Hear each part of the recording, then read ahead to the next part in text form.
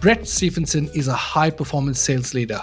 As the CRO at Payapps, he led the GTM team through to a successful acquisition by Autodesk, and there's a lot that we can learn from him on how to make revenue flow fast. Brett, thank you for joining me today. No, thanks, Brett. It's a pleasure to be here. Nice to join you. Fantastic. Brett, you have worked through one of the big Aussie success stories in terms of the growth of Payapps, Deloitte Fast 50, then through to acquisition by Autodesk. And not many people get to live through that experience. So as the leader of the GTM organization, I was really keen to understand, I guess, first some of the challenges that you see in scale-up organizations, as well as what are some of the solutions we could have in place, because a lot of people who watch this show are in that same scale-up organization with common day-to-day frustration. So what would you say are some of the big challenges that you've encountered along the way? Yeah, thanks, Brett. I think really for me, it really comes down to three of probably the main challenges that I kind of see when we think about, those challenges in startups and going to scale-ups and hopefully moving through that business line. And first of all, it might sound simple, but it's the people. It's having the right people sort of in that process. Second to that is definitely going to be the customers. And something I'm sure we'll dive into. I think a lot of people have, raised eyebrows at saying, what do you mean the customers? But, there certainly is right and wrong there. And the last one, and really most importantly, where, there've been challenges and, in my new current role certainly with Early Trade, I've seen this has done really well, is that lack of collaboration on some of those teams. And so really just trying to look at some different ways that can certainly move that through. Oh, fantastic. No, that is very, very topical. So let's jump right into the right people. What do you mean by that? What do you look for? Yeah, now it's interesting. Look, if it was easy, everybody had the solution to your right, and I don't have it either. It's just that where I've seen this sort of go well and sort of work it out, it always leads back to culture. But really what it comes down to, if you think about it, there are a lot of people who perhaps have worked in large organizations and the biggest organizations, and they're used to certain processes and procedures and engaging in things. And it's, hey, such and such has got an idea, the board's got an idea, whatever it may be, the shareholders, the CEO. But then we sit down and we have numerous meetings with collaborator across leaders, managers, et cetera, come up with a plan. Everyone has action items and off we go and we do that. You then pivot to a startup scale-up mentality on the complete opposite side of the coin, and that is more about, getting your hands dirty and getting it done. There's a much more crude way to say that, but we'll keep it up above line for the sake of our podcast. But really about where it's not just about let's go and have a conversation. It's actually, I've got to do it. I've actually got to deliver these items. And so it's kind of going, how do I go from A to C? Not necessarily skipping B, but how do I just enforce it? And so, getting the right people is important. There are some people in a large organization that come to a startup and they struggle because they don't have the foundations or the processes in place for them already. They're used to being told, this is how we do it, this is the process, you follow these steps. Now, conversely, it also doesn't work the other way. You get people that are used to startup, scale-ups, going to large businesses, and they struggle because they feel trapped. They feel like, I've got to follow this process. I've been told to do this, and I've got to follow all these boundaries and kind of all these things wrapped around them. And so this is why a lot of the times people in startups and scale-ups don't like to become corporate. They'll use the word corporate because of that reason. They don't like the processes. So when we think about getting the right people into your startup and scale-up, it's really got to be these people that have got that tenacity and willing to roll your sleeves up and get it done, obviously guided in the right way. But you are looking for people that really want to get in and have an interest of almost, just saying, we've got to get to the end goal. What steps do I need to get there and take people on, as opposed to waiting to be told what to do? Sounds easy, but it's not. There's a lot of people that just can't, don't think that way or think very differently. So, as I said, works on both sides of the coin there. That's great. And you bring up a really good point in terms of some people have just been institutionalized in large organizations, because they have been restricted for a number of reasons, that it can be quite unnerving. People will tell me in confidence to actually not the level of ambiguity. So what would be some of the 3 to 5 traits that you'd look for someone to actually, when you look at some people who've done really well in the environment, what are 3 to 5 traits that you would look for? The first one is when you go through an interview process with people, I'm always almost not more, but just as interested to see what questions they ask us as the people looking to hire. as the potential employer, I want to know what the potential employees are going to ask. If it's an internal personal thing, what are my work hours, what's the remuneration, et cetera, that's fine. And of course you should ask those questions, I'm saying shouldn't. But it's more about people that say, what's the vision of the business? What's the mission of the business? What is our short-term goal? What are the long-term goals? Explain to me what the structure is. Do I have the ability to work autonomously here? What does that look like? And there's a risk that some people could be thinking, well, they're asking that because maybe they're going to, maybe they're kind of not wanting to do the work. I mean, they'll be found out pretty quick. But in my experience, the people that ask those questions, and I've definitely had a few of them along the way that have actually come really well like that and done this incredibly well and have succeeded, is because you can see them going, how can I impact the long-term goal of the business? How can I be involved in the delivery of the mission and the vision? As opposed to what's in it for me, it's more like, let me come and show you how I can try and help you take that business to the next level. So that's definitely one that's really important. I think the other one that sort of has always come to me is where, looking at what they've done before and the reasons why they've necessarily changed careers or moved paths in what it is. And is it one where you can see that person, clearly they might have the skills and the abilities you're looking for, because, we should be looking at skill hiring, but also sort of saying, well, I wanted to leave there because I couldn't see the growth for myself. I was stuck in the mundane, which is potentially maybe that corporate kind of view. And it's those kind of people that you really want to look at and get. As I said, if they're not right, you'll find out very quickly, because when they get in the startup, scale-up environment, they'll either sink or swim pretty quick. They're the two main ones that I certainly can think of. And then I think early on, if you do make the hire and they are in the business, give them something they can look at, turn around and say, okay, you're in charge of this, and get them in the deep end and see how they go. The right person will swim very quickly and the others won't. But yeah, as I said, it's really, for me, the top one is really those interview questions they ask at the end of your interview. I always make sure I leave a good 15 minutes in the interview for them to ask questions. And that for me anyway is a defining moment of whether I think they'll fit the culture of a startup scale-up. Yeah, you make a good point. I think what you actually ask is as important as what you say when you have an interview, right? Because I think asking good questions demonstrates a high level of curiosity, a high level of interest, as well as they're making an assessment whether this role is going to deliver the essential things that they need to be able to succeed in that role. So I think that is very, very healthy. And I was going to say, I think to that too as well, it also shows that, like we were talking earlier about, you want someone who's willing to get in there and just do what it takes to get the job done. If they're coming in prepared with questions, it also shows that they've actually reviewed the business. They've done some homework to go, this is interesting, I'm curious about this, I think I can make a difference. This could be a place for me for the next 1, 2, 3, 4, 5 years, whatever it's going to be. And that, that's what you want, right? You want people that are going to go out there and find a way to make it happen. And that starts with, getting an understanding and doing some research into what you're talking about. Yeah, and absolutely. I believe that, when you have the right people in the right seats, that is a critical component in being able to move forward rather than that becoming one of the bottlenecks towards making revenue flow. So next thing, tell me a little bit more about customers. And, the business exists to serve customers, but we all know that not everyone is a customer. So sometimes you can get, off track. So what are the right customers that will enable the growth of a business? Yeah, and as I said at the start, when we looked at this, I'm sure there were some people raising their eyebrows going, what do you mean the wrong customers or whatever? Aren't they, don't we all want customers? Now, and it's difficult. There'll be a pivot point in the business. I think initially when the founders start, there will be a lot of the times you're going to have your industry and your market you're in, of course, but a lot of the time it's just go grab everybody. Just blanket reach out to everyone, prospect, CRMs, let's get out as much as we can, get our SDRs or BDRs, whoever it is, let's get them calling, or founder-led calls, whatever it may be, let's go talk to everybody.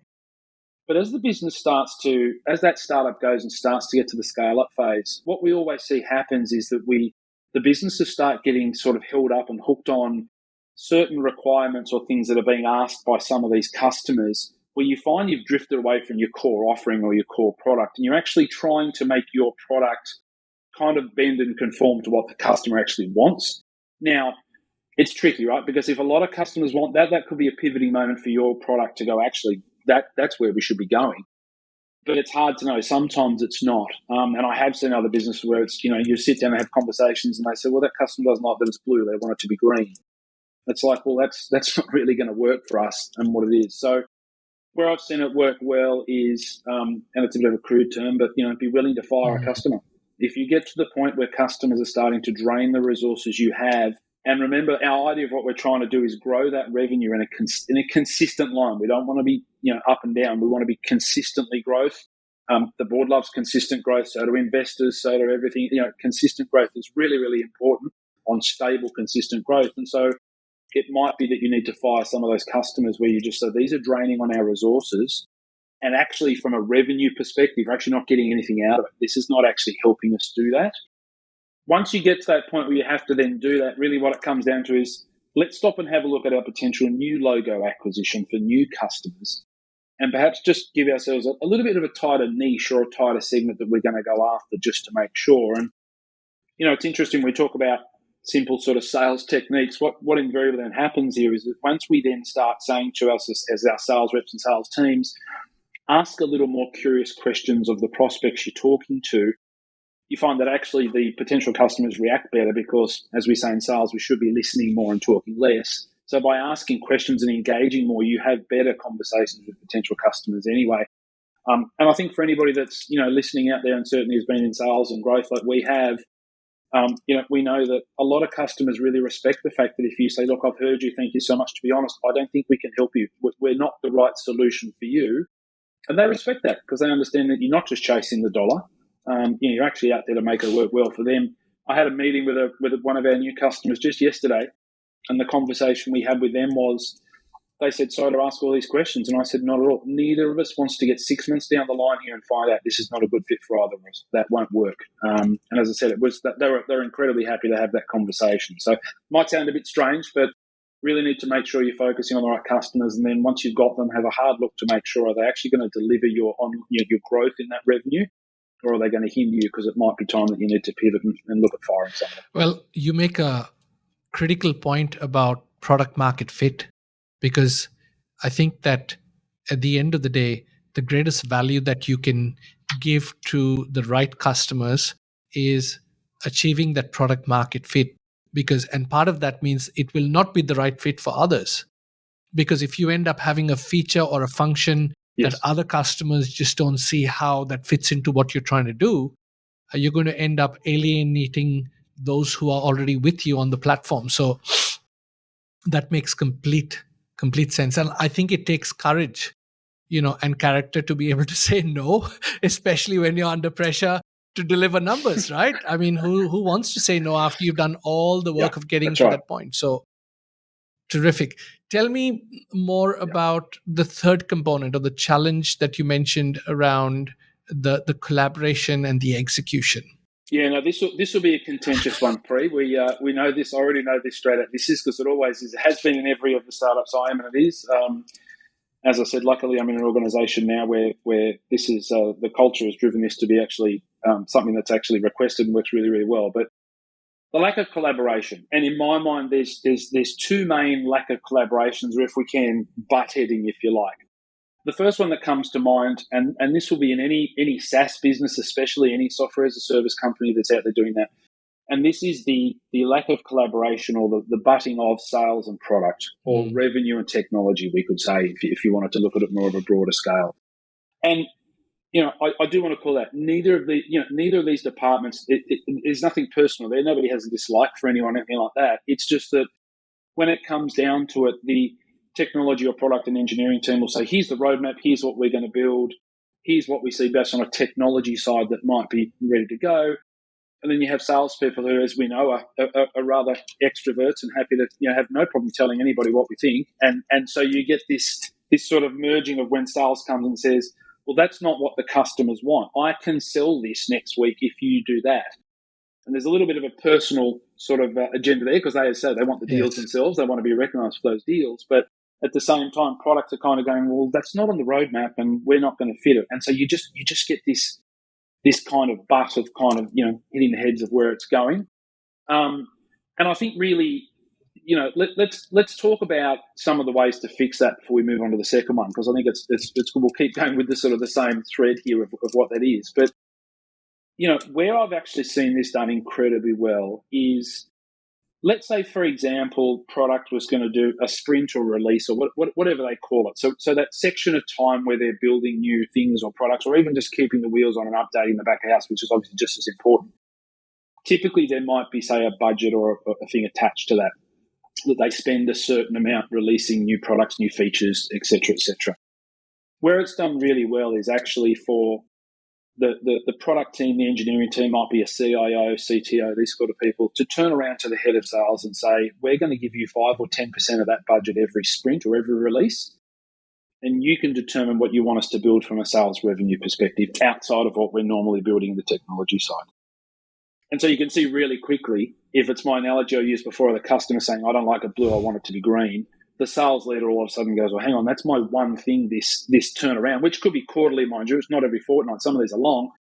But they're going, well, I'm not really going to use my time for that. So what actually happens is it forces the sales and the revenue team to look internally and go, all right, guys and girls, if we do have a shot to actually put some good input in, to have something built ourselves, we want to make damn sure that it's something that's actually going to deliver to us and actually generate sales. And so it becomes not about the one person getting the sale. It becomes about the team, the revenue team or sales team, how much more sales they're going to get. So then you're actually driving that revenue flow that we were talking about. The other thing is product and engineering or technology, then in respect to go, well, guys, that's your call. We'll build that. But if it doesn't work, it's on you because you're the ones that asked for it. And so you start getting it. And then very quickly you start getting sales asking questions to go, well, is that a good idea? Will that, and very quickly the collaboration starts to work quite well and, becomes a bit of a fragmented circle, and then it sort of irons itself out and you start getting everyone moving on the same thing and a bit of common goal and common growth, as I said, to that consistent revenue line. So it is a tough one to do though, right? Both sides got to let go and kind of say, let's do it. But I think it's a really nice way to look at it for technology to invite sales in and say, fine, you'll have X percentage and you can determine what we're going to do, but it's on you if it works for us. That's really good. So really nice, something different there for people to do. The other one that was there was that other than sales and product was going to then be, and anybody that's worked in sales long enough will know this, is the sales and marketing one. Yes. And it is similar to sales and product. As I said, our salespeople are extroverts and have no problem telling people, so that's fine. But when you think about it, this one to me is probably almost the most important one, because realistically, these are both revenue generating departments in my mind. They both go towards the North Star of revenue generation and building. And if you can get both of these working together in harmony, that growth line will be, certainly consistent and stable, which is what you want.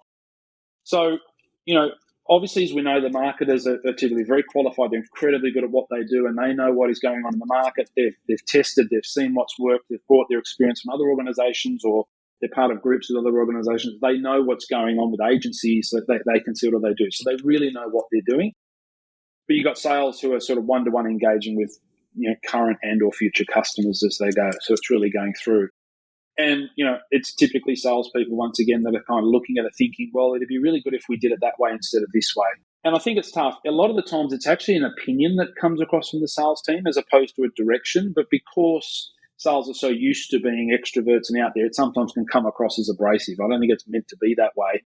It just does. So, look, the best solution that I've seen where this really works is if you get your head of marketing, and it really should be the marketing lead, the person that really is directing and deciding on where that marketing budget is spent and what it goes, you get them to join the sales meeting once a week, and it needs to be weekly, and they give literally a 5 to 10 minute update of, guys, here's what we're doing for you for the sales team for the next week.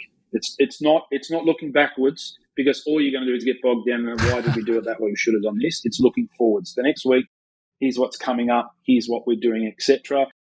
Don't forget, we've got the trade show event coming up. Make sure your customers, we're invited, etc., and really putting it through. So I think that works well. I think the only section over that I would have is that when you are talking to customers, it's really important with marketing and sales that you carve out a section and go to them individually. What you don't want to do is find you both hitting the same customer, because there's nothing more frustrating than a customer getting 2 separate emails from the same company that looks like they haven't spoken to each other. Yeah, absolutely. And what you're really talking about is optimizing and focusing your resources, because each one has a role to play in the customer journey, right from awareness through to purchase. And just like you said earlier, I think that each one has a valuable component to play. I see a lot of marketing teams where they have a lot of marketing leads, but it's not translating into sales, and you've got sales who complain that the marketing leads are not good enough, they're not qualified, and they're not. And so I think that any improvements in communication and collaboration in that team can have a significant impact in how those teams work. The one thing to think about, we talk about at the start about the right people. I think if you think about marketing, certainly for startup and scale up, it's probably one of those ones where, the head of brand at a corporate, marketing type level department might not be the right fit for your startup scale up. So when you're thinking of those, right, you really want to get the people, the crude term, we want doers. You want people that are going to get in there and kind of go, I'm happy to sit down and do the strategy and discuss the plan, but at the same time, I'm willing to go and actually do the LinkedIn post, and I'm willing to go and do the social ads, and I'm willing to go and set up a trade show, do it all kind of thing, and then be the owner and grow that team. If you get the other one, you get that deer in the headlights again, where they're kind of going, well, I'm doing the strategy, but who's going to actually do the stuff?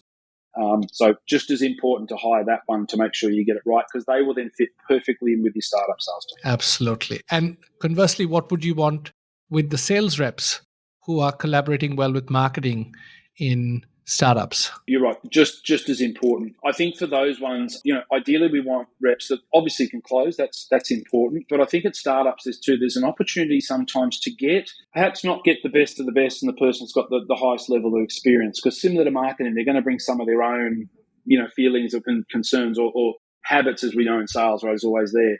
You want to get somebody that's kind of in the top of average so they can come through, but also enough to kind of absorb information and say, hey, you give me the things and what you need me to do. I'll put my own polish and spin on it, and then I'll go and hit the market and still be hungry, right? You want people that are really hungry on that. And, sales is kind of a bit easier, right, or hiring those salespeople. You say, look, we're on a growth journey. We'll make you part of it. If you can make them part of some ESOP or some share options or something, and you just go, hey, if we succeed, you succeed. A lot of those ones that do well, they'll stick with the business right through to scale up, if not, potential acquisition if there is one, because all of a sudden they feel like they've got a personal investment in the company. Fantastic. Before we wrap up, Brett, this has been so useful. Tell me a little bit more about your latest journey, the company that you're working with. Yeah, thanks, Pri. So look, I made the journey to the decision to join Early Trade, someone who I knew is in the market.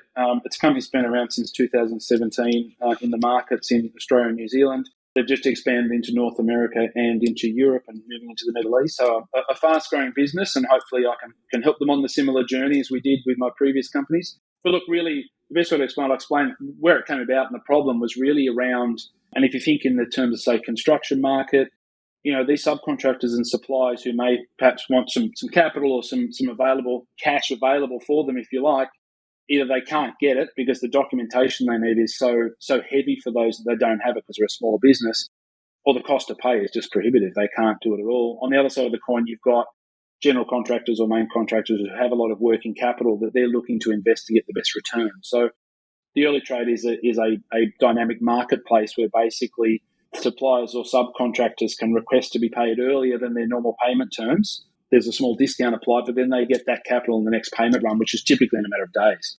And so the advantage here is there's no finance and no credit, but the general contractors are using their own money to push into their supply chain. So it's self-fulfilling, and obviously they get some great returns out of it. So it's a great tool for in the construction industry and others, but really promoting that joint collaboration across both sides in construction. But once again, in a very growing market that we're looking forward to certainly expand into a lot of regions. That sounds really good, and obviously something every business owner struggles with, which is the cash flow. So I think it would be so useful for a mutual value exchange. That's what I see. You're exchanging value by making that cash flow a lot faster, exactly, which would be attractive to anyone who is looking for funding, in a matter of days rather than weeks or months. So that sounds amazing. I wish you great success. And I think with the principles you've just shared with us, you've got a playbook here on how, to make revenue flow fast and what good looks like. So all the best, Brett. Thank you. Thanks, Brett. Appreciate your time.